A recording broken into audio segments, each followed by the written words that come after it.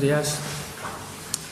Bueno, yo os voy a hablar de los riesgos invisibles en el sector del hogar familiar y bueno, voy a intentar daros una visión de por qué los llamamos invisibles, qué está ocultando lo que es las estadísticas oficiales y directamente hacia dónde nos dirige la guía, ¿no? Que hay una serie de riesgos que generalmente asumimos como vamos a ocuparnos de los riesgos de nuestra casa, ¿no? De nuestro hogar, que todo el mundo aplicamos el sentido común para corregir, ¿no? Si tenemos que sacar algo caliente del horno, pues nos compramos unas manoplas, sabemos que nos podemos cortar, o si tenemos que trabajar para limpiar unas persianas, pues nos subimos encima de un taburete que ya seguramente tenemos todos en casa, ¿no? Por lo tanto, históricamente parece que lo asumíamos todo como pues una prevención basada en el sentido común. De hecho, de ahí viene que en la ley original pues el empleo del hogar no estuviera ni siquiera contemplado. Además, también contamos con la dificultad de que estamos hablando de un espacio privativo en el que pues realmente es el lugar donde nosotros nos sentamos en el sofá por las noches a ver nuestras series, es decir, es nuestro lugar de trabajo, no es una empresa, es nuestra casa. Y pues en ese sentido parece que podríamos tener miedo de que vayamos a burocratizar todo esto de la prevención, metiendo a técnicos de prevención o teniendo que hacer cualquier cosa más allá de lo que podríamos considerar normal o de sentido común, como dice la propia norma. Yo lo que voy a intentar haceros es ver que realmente qué es lo que hay de invisible, ¿no?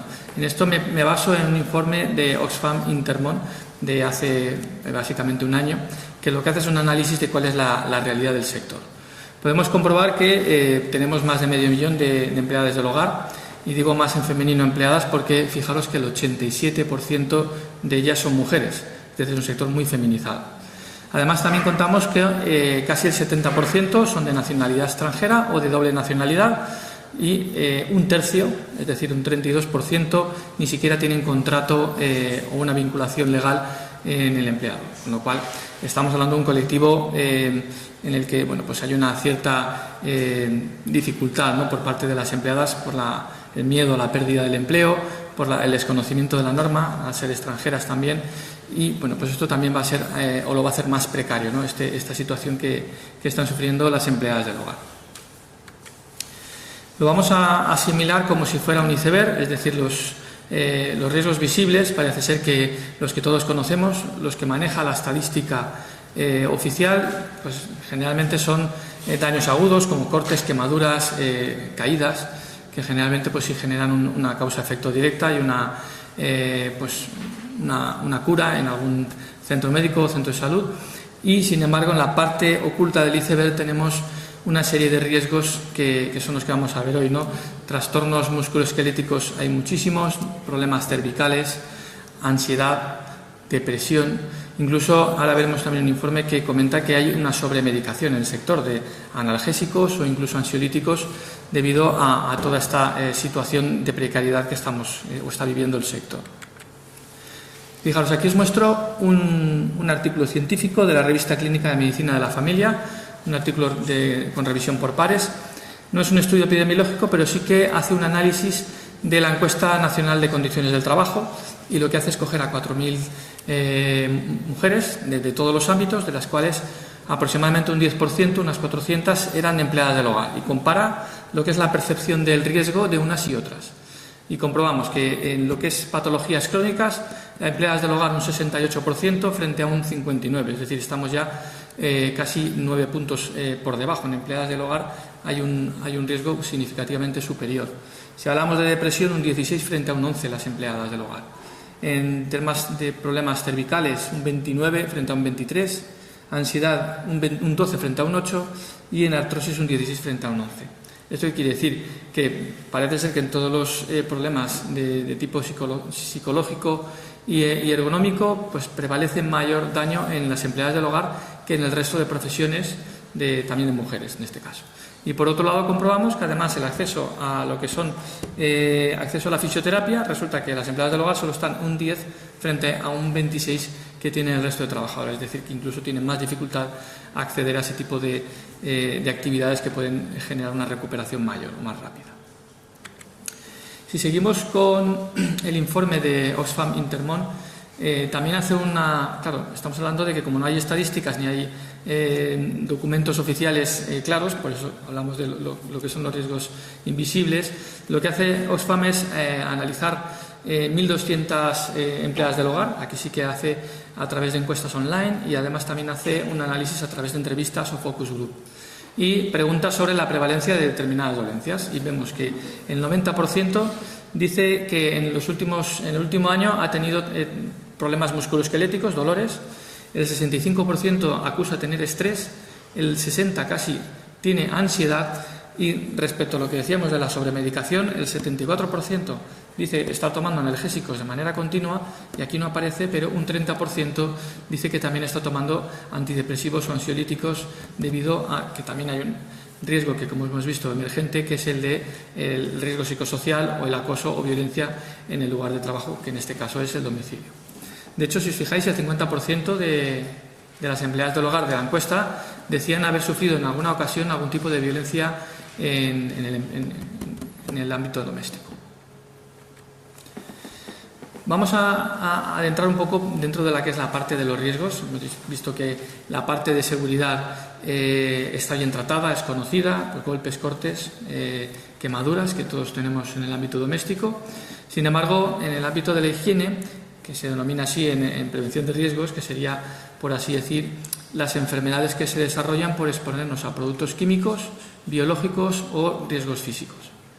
En productos químicos, obviamente, los productos de limpieza son una de las grandes preocupaciones que tenemos por el problema de dermatitis que producen, por falta de guantes o guantes inapropiados.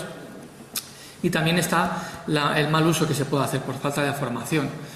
No sé si habéis utilizado el descalcificador en el baño, lo echas y a los 5 minutos ya no se puede ni respirar ahí dentro.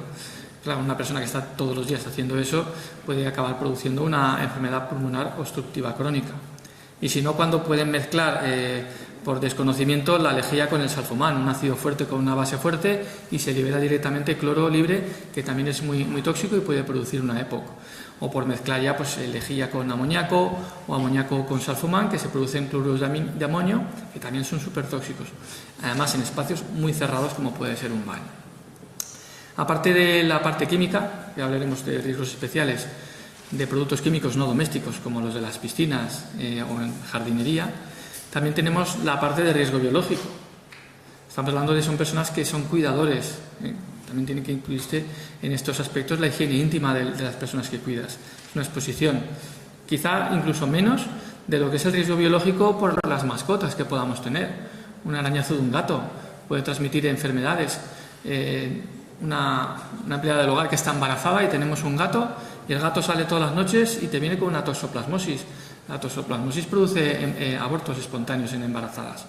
Este tipo de riesgos biológicos, si hablamos de mascotas, pulgas, garrapatas, tan sencillo como tener un calendario vacunal para nuestras mascotas. ¿De acuerdo? En materia de riesgos físicos ya es algo más excepcional, porque ya estaríamos hablando de tener un empleado del hogar que se dedique más a la jardinería y utilice maquinaria que haga ruido o genere vibraciones. Lo veo un poco más excepcional en este caso. Respecto a la parte de ergonomía, como hemos visto, el problema musculoesquelético, problemas de espalda, cervicales, y si hablamos ya de pues la altura de la plancha, movimientos, hace la guía alusión expresa a problemas de muñeca por pues escurrir la fregona, pues te habla ya, pues podemos coger un cubo de estos de que el secado se hace a través de un pedal, y pone varios ejemplos, pero uno de los casos más preocupantes es la movilización de enfermos. Hay problemas dorsolumbares grandísimos, no solo en empleadas del hogar, sino también en ámbitos como puede ser en centros de día o en centros sanitarios donde movilizan pacientes. Aquí hace falta formaciones específicas de movilización, sábanas deslizantes, discos giratorios, que son relativamente baratos y asumibles por un empleador, pero a lo mejor te hace falta una cama articulada o una grúa o una silla de ruedas para trasladar a un paciente al baño. En ese sentido, esta es la parte de riesgos excepcionales que quizás sí que requiera un especialista, un técnico de prevención para poder desarrollar adecuadamente. Y en tema de psicosociología, como hemos visto, el riesgo de violencia, de hecho, como hemos visto, se ha elaborado una guía de acoso, que luego hablará un poco más extensamente Ana López. Bueno, ¿qué nos prevé el Ministerio a través de la guía? nos remite al Prevención 10, que ya lo conocíamos, y desarrolla una aplicación que se llama Evalúate. Es una aplicación que tiene un cuestionario muy amplio. Para entrar simplemente en Google pones Evalúate y directamente entras. Puedes entrar con certificado digital, DNI digital, o te logueas con tu correo, pones tus datos, pones tus datos del centro.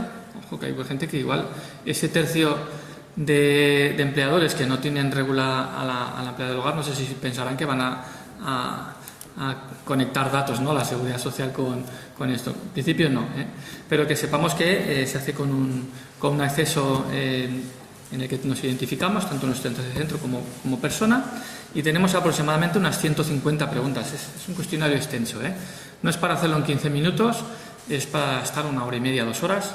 Obviamente no se contesta todo. ¿Tienes piscina? No, pues no. Las preguntas de la piscina no las contesto. ¿Tienes instalación de gas? Tampoco. Yo tengo todo eléctrico. Bueno, pues nos vamos ahorrando preguntas, pero aún así el cuestionario es extenso, es sencillo de entender. Hablamos de habilidades digitales que comentaba la guía, pero bueno, pues nos da una idea de qué riesgos a lo mejor no se nos ocurren dentro del domicilio. ¿Tienes instalación de gas? Sí. Oye, ¿estás cubriendo las revisiones periódicas de la instalación por parte? Oye, pues sí. ¿Tienes mascotas? ¿Estás con el calendario vacunal? Pues si pones que no, pues de cajón, pues habrá que hacer ese calendario vacunal, ¿no? Ya no solo por la empleada del hogar, sino también por nosotros o por nuestros hijos, ¿no? En ese sentido, lo que es el Prevención 10, en este caso, pues al final terminas, generas un documento, deberíamos de informar a la trabajadora, a la empleada, para decirle: mira, hemos encontrado estos riesgos, vamos a corregirlo de esta manera, a partir de ahora te voy a comprar estos guantes, vamos a hacer, y de alguna manera informamos. Y como ya hemos comentado antes, también requiere una formación general a través de Fundae y un reconocimiento médico.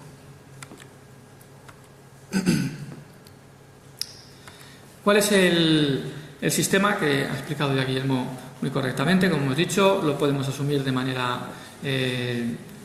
propia, es decir, podemos coger y meternos en Prevención 10. Podemos delegarlo en un familiar, tiene que quedar una delegación por escrito y no tiene que haber contraprestación económica, pero también lo puede hacer. Está bien porque, aparte, para hacer Evalúate no necesitas tener ninguna formación.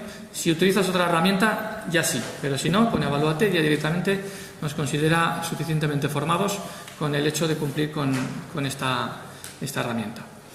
Persona trabajadora designada. Yo estaba viendo esto y digo, entiendo que será para alguien que tiene un chalet, una finca, y tiene un cocinero, un jardinero, un conserje, y bueno, pues ya que tengo tanta gente empleada, pues voy a delegarlo en uno de ellos, ¿no? Pero si no, pues estaríamos ya directamente trasladándonos a la siguiente opción, que sería hacerlo a través de un servicio de prevención ajeno, que bueno, pues habla de lo que comenta riesgos excepcionales, como podría ser pues tener piscina, es decir, ya hablamos ya de gente que tiene unas instalaciones con riesgos especiales, pues limpieza de canalones, placas fotovoltaicas, movilización de enfermos. Es decir, son riesgos que ya la propia guía dice que no están incluidos en Evalúate y por lo tanto no sirve esta herramienta, y deberemos de trasladar la obligación y la necesidad de evaluar a un servicio de prevención ajeno, a un técnico intermedio o un técnico superior, que ya puede hacer este tipo de evaluaciones específicas. Y bueno, ya para terminar, simplemente me gustaría dar una visión de todo lo que hemos visto. Es un sector que está muy feminizado. Hemos visto que es un colectivo que tiene una cierta dificultad, ¿no? Es muy precario porque más de un tercio no tienen ni siquiera un contrato, no tienen posibilidades de negociar ni pausas, ni tareas, ni tiempos. Más allá de los cortes y golpes o quemaduras que podíamos ver, prevalece por detrás, y además en niveles significativamente superiores a gente de otros colectivos, en traumas musculoesqueléticos, en problemas psicosociales como ansiedad, estrés, y además vemos que es un sector en el que incluso prevalece una sobremedicación. Es verdad que nos queda el miedo de tener que burocratizar en nuestro entorno doméstico, en nuestra casa, con tanto papeleo, pero bueno, aparentemente lo han querido hacer sencillo, con una aplicación informática. Con el ordenador mismo podemos autoevaluarnos. Yo en ese sentido creo que sí que puede ser un logro, es decir, que todos nos pongamos a pensar cómo podemos hacer más seguras nuestras casas y cómo poder hacer más seguros los trabajos de las empleadas que tenemos, pero por otro lado también vemos que hay una serie de riesgos que vamos a necesitar necesariamente el apoyo de un servicio de prevención ajeno o una perspectiva de un técnico intermedio o superior. Muchas gracias.